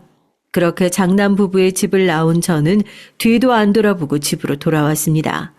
다행히 남편은 서울의 세브란스 병원으로 옮겨진 후 이틀 만에 의식을 찾았어요. 그동안 전 둘째 부부와 호텔방을 하나 잡아 번갈아 투숙하면서 남편의 병간호를 했습니다. 남편은 의식을 찾고 난 후 일주일 만에 어눌하나마 말도 하게 됐고 오른손과 다리에 마비는 왔지만 재활운동을 하면서 퇴원해도 된다는 진단을 받아 전두에 내려갈 수 있게 됐어요. 남편이 서울 세브란스에 입원해 있는 동안 큰며느리는 제가 오지 말라고 해도 매일 와서 아버님을 돌보겠다. 그러니 유언장 내용을 좀 고쳐달라고 간청했지만 전 얼른 썩 꺼지라고 화를 내면서 큰며느리를 쫓아냈습니다. 그 모습을 보더니 퇴원을 하고 집으로 돌아온 날 남편이 제게 물었어요.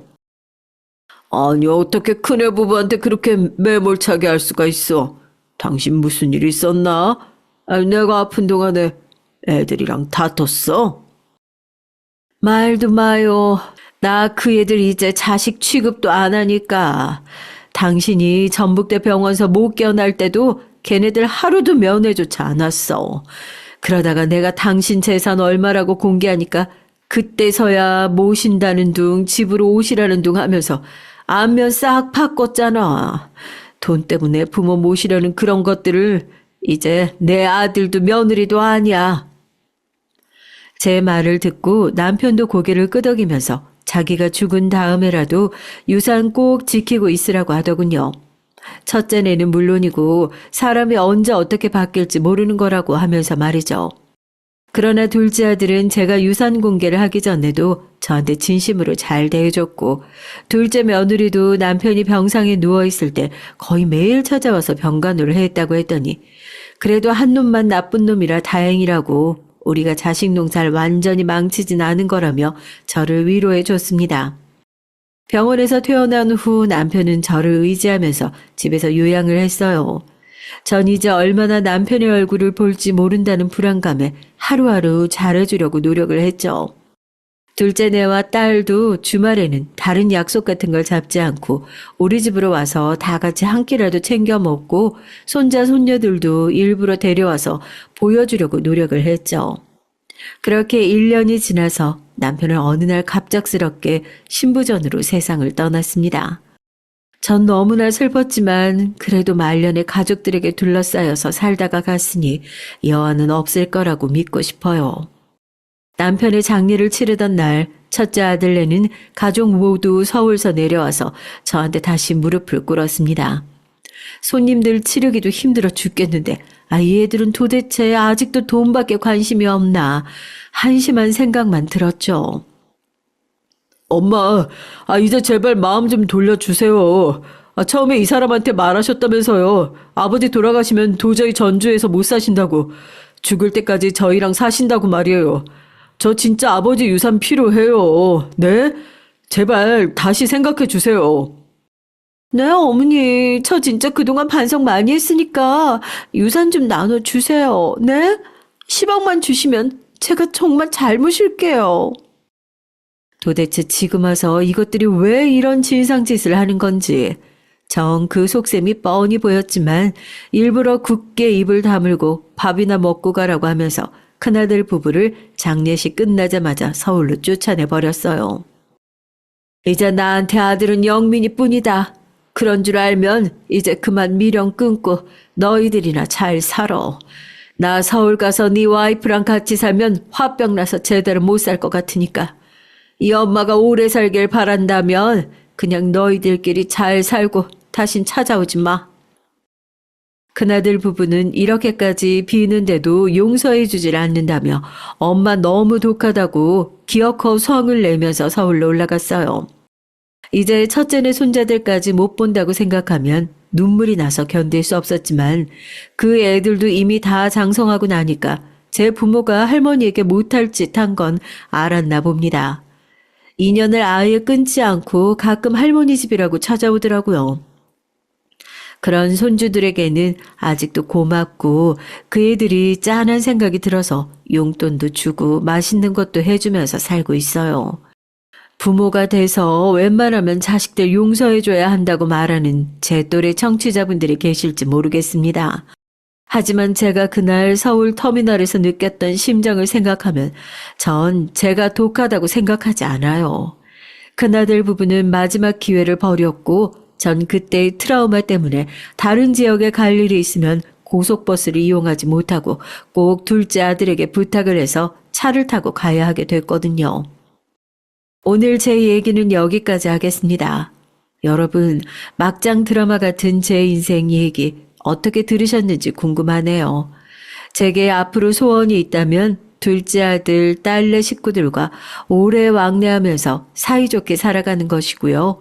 그 배응망득한 첫째 아들네는 자력으로 살아남을 테죠. 더 이상 신경 쓰고 싶지 않습니다. 긴 글 읽어주신 여러분들 감사합니다. 더운 여름 건강히 보내시길 바랍니다.